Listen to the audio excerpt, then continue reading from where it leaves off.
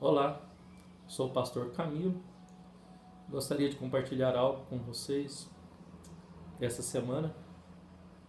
Ao preparar um sermão que eu preguei mais ou menos uns 15 dias atrás na igreja onde eu sou pastor, me deparei com uma ilustração.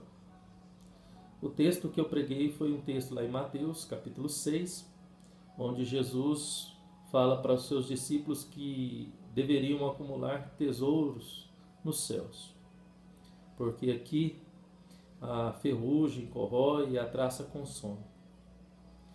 E uma ilustração que me chamou a atenção foi a ilustração de um náufrago que se viu numa ilha e ao andar por essa ilha encontrou uma cidade. E ao entrar por uma determinada porta naquela cidade, ele foi recebido com louvor, com honra, com pompa e foi consagrado rei de toda aquela cidade, toda aquela ilha. E no meio daquela alegria toda, no meio daquela festança toda, né, e daquela gente toda o adorando e o reverenciando como rei, os seus conselheiros chegaram para ele e falaram: olha, rei, segundo a nossa lei, quem entra por aquela determinada porta, por um determinado horário, por uma determinada época, é consagrado rei como o Senhor foi consagrado. Só que também, segundo a lei de nossa cidade, segundo a lei do nosso povo, o Senhor vai ficar como rei por um determinado tempo, por alguns anos somente. E após isso, o Senhor vai ter que entrar numa embarcação e ir para além do horizonte e passar o resto da sua vida numa ilha deserta. Essa é a lei da nossa cidade, é a lei do nosso povo.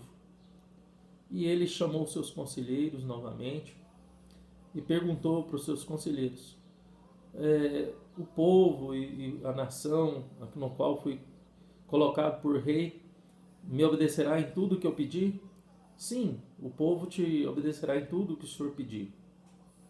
E a partir daquele momento ele se empenhou pelo reinado dele, pelo tempo que ele tinha de reinado, em construir nessa ilha na qual ele viveria isolado, a construir, levar toda a provisão necessária para essa ilha na qual ele teria que passar o resto da sua vida. Ao analisar na atitude deste náufrago que se tornou rei, em relação à Bíblia, às Escrituras Sagradas, é claro que a Bíblia fala que nós somos peregrinos nessa terra. A Bíblia fala que nós estamos aqui apenas de passagem. O grande problema é que muitos de nós nos acostumamos nesta vida e neste mundo e esquecemos que nós não somos deste planeta, nós não somos deste mundo, nós somos cidadãos dos céus. Nós temos a nossa casa nos céus, nós temos a nossa casa na vida eterna. E quando Jesus falou que nós não deveríamos acumular tesouro nesse mundo, mas para a vida eterna, cai de fato essa ilustração bem aos nossos corações. Porque assim como aquele rei, ele foi pego de surpresa, falando que ele passaria pouco tempo ali, em toda aquela pompa, em toda aquela glória, em toda aquela provisão que ele tinha como rei, em todo aquele conforto, e que logo após ele teria que passar o resto da vida numa ilha deserta, ele se empenhou, pelo tempo que ele tinha, em acumular os tesouros, acumular os bens na ilha na qual ele passaria o resto da vida. Essa é uma realidade que Jesus falou para os seus discípulos e uma realidade que nós temos que pensar. A Bíblia diz que nós podemos chegar a 70 anos ao máximo e o que passar disso é canseiro e enfado. Sabemos da brevidade da vida. A vida é curta. Nós não sabemos quando iremos para a glória, quando iremos para a vida eterna. Uns vão muito cedo, outros demoram a ir, chegam aos seus 90, outros chegam até a 100 anos. Mas o certo é que a nossa vida nessa terra, ela é limitada. A nossa vida, ela tem um tempo determinado. Como diz alguns, nós já chegamos nessa vida com um prazo de validade, que nós não sabemos qual é o prazo de validade. A certeza que nós temos é que um dia o nosso prazo, o nosso tempo nesse mundo, nessa terra e nessa vida vai se acabar. E o que nós temos feito? O que nós temos buscado a guardar para a nossa vida eterna? Quais são os valores eternos que nós temos guardado?